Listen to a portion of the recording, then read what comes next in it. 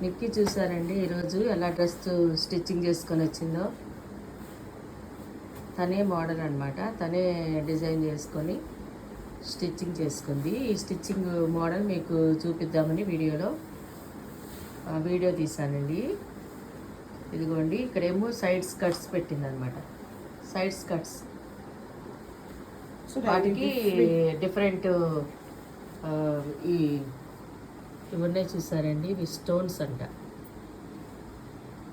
అవి స్టోన్స్ వాళ్ళకి అవైలబుల్ దొరుకుతాయి అన్నమాట. ఇట్లా అవేమో హ్యాండ్స్కి అలా వేసుకుంది. ఈ డిజైన్ అంతా ఇలా వేసిందనమాట. చూడండి ఎట్లా వేసిందో, ఎలా వేసుకుంటుందో. పాకెట్స్ కూడా వచ్చినాయి చూడండి.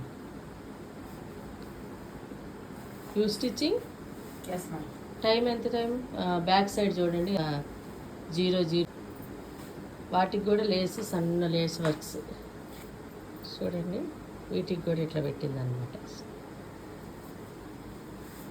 ఎంత బాగా స్టిచ్ చేసుకుందో చూసారండి. ఎంత టైం పట్టింది?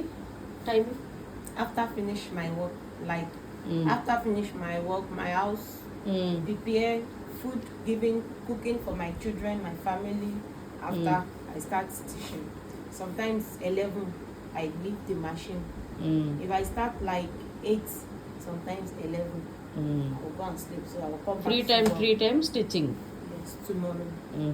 దీన్ని ఏ క్లాత్ అంటారు? Different cloth, Kampala. yes, Kampala అంటారంటండి ఆ క్లాత్. Nigerian cloth.